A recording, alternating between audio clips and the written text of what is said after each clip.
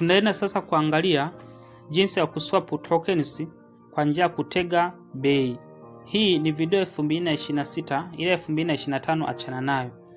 Kwa hiyo utakuja kwanza hapa, utaondoa hii Pi mainnet, utaseti Pi testnet kwa sababu bado tuko kwenye majaribio. Ila tungekuwa tuko kwenye open mainnet ungeacha hiyo mainnet. Baada ya hapo unakuja kubonyeza hapa palipoandika tokens. Haya, sasa baada ya hapo sasa unaweza ukaja kuisearch hapa token yako, au unaweza ukaja ukabonyeza hapa kwenye more tokens uitafute token unayoitaka. Yes, ngoja tuguse. Haya, baada ya hapo sasa unaweza ukashuka huku chini. Kama hujaiona hiyo token unabonyeza next. Nagusa tu hapa. Naendelea kuitafuta token unayoitaka. Ukiikosa unaweza ukaja tu kuisearch hapa. Kwa mfano kama mimi ngoja ni search hii token inaitwa fund. Yes, hii hapa nimeiona. Nakuja kuigusa. Tunaenda maana yake kuswap token kwa njia ya kutega bei. Sasa utakuja kuienable, yani utakuja kuiwezesha ili iweze kuonekana. Sasa hata kama ukiwa unataka kumtumia mtu, hakikisha amewasha hii icon. Kama unamtumia mtu token haiwezi kumfikia kama hajawasha hiki icon. Yes, kwa hiyo tutakuja kuiwasha. Kama kawaida makato ni Pi 0.01, kwa hiyo tunakuja kuconfirm changes. Tuconfirm hapa. Yes, hapa tayari tumekwisha iwasha icon inaonekana. Kwa hiyo ngoja tuje tubonyeze hapa kwenye X. Ingawaje unaweza kaenda moja kwa moja hapa kuswap. Ila sisi ngoja tutumie njia mzunguko kidogo. Baada ya hapo sasa ngoja tuje huku ili kwanza tukaone na bei yake yenyewe. Haya, kama kawaida nakuja kuisearch hapa, inaitwa fund. Yes. Hii hapa nakuja kuigusa. Haya, sasa nikiangalia bei yake, fund moja inauzwa kwa Pi 0.105 na kadhalika. Hii ndio bei yake ya sokoni. Sasa sisi tunaenda kuinunua kwa njia ya kutega bei. Maana yake tunaenda kuitega kwamba ikishuka ijinunue yenyewe. Kwa hiyo hii ndio sehemu ya kuinunua au kuiuza token. Kwa tunakuja kuibonyeza. Haya, tunagusa. Sasa kuna njia mbili ya kununua token. Hii njia unayoiona hii ni njia ya kwenda kuinunua kwa bei ya sokoni. Bei ile ile ambayo tumeiona ya 0.105.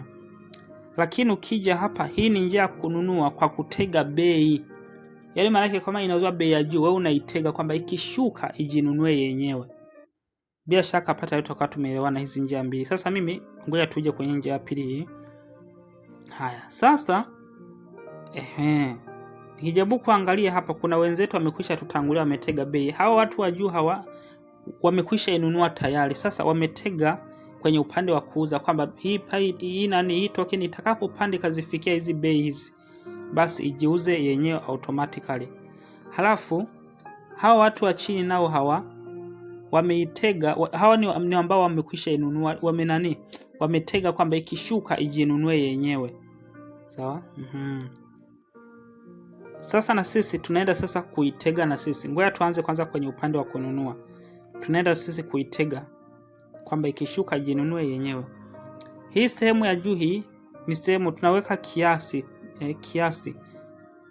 tunaweka kiasi cha token tunazotaka tuzinunue baadaye zitakaposhuka. Sasa hapo unaenda kuweka bei. Je, unataka uinunue itakaposhuka bei gani? Bei ya sokoni tumeona kwamba fund moja inauzwa kwa Pi 0.105. Hii ndio bei ya sokoni tuliona. Sasa sisi ngoja tuitege tutege hivi kwamba itakaposhuka hadi 0.09 dada moja ndio ifanyeje ijinunue yenyewe. Haya, sasa hizi token 10 hizi fund 10 hizi zikijinunua kwa hii bei, ni Pi ngapi zitatumika kuinunua kwa hii bei? Kwa hiyo utakuja kubonyeza hapa ili kujua ni Pi ngapi zitakazotumika kununua hizi token 10. Maana yake tumeona ni Pi 0.909. Haya, ukibadilisha kiasi hapa, labda let's say ukaweka token labda 20.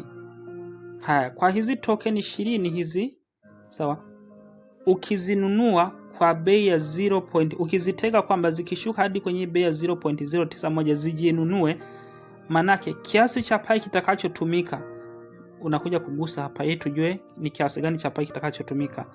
Yes, kwa hiyo kwa hizi token 20 hizi tukizitega kwamba zijinunue kwa bei hii, manake kiasi cha pai kitakachotumika ni pai 1.8. Let's say ngoja turekebishe bei hapa. Labda let's say tumeitega 0.08. Haya. Hizi kiasi hiki cha tokeni cha fund 20 tukibadilisha bei, tukitega kwamba kikishuka hadi bei hii labda ijinunue yenyewe, ni pai ngapi zitakazotumika kununua hiki kiasi kwa bei hii? Maana unakuja kugusa hapa. Haya, ukigusa manake ni pai 1.6 ndio itakayotumika. Sawa. Sasa kabla sijabonyeza hapa kwenye preview, nikumbushe kitu kimoja. Unapokuwa unatega bei usitege mbali sana, nenda karibu, yani isogelee. Sawa. Kwa mfano kama tumeona ilikuwa ni 0, tumeona fund moja inauzwa kwa 0.105. Usiende sana, manake kama unaitega itege kwa 0. Labda hata 0.9. Hapa ni karibu, manake ikishuka itawahi kufikiwa oda yako na itajinunua yenyewe automatically. Hapa manake inajinunua ukiwa umesinzia. Sawa. Haya, kwa hiyo sasa baada hapo nakuja kubonyeza hapa kwenye preview order. Unabonyeza tu hapa. Kama kawaida makato ni yale, unakata pai 0.01. Haya. Unakuja kusubmit hapa. Haya.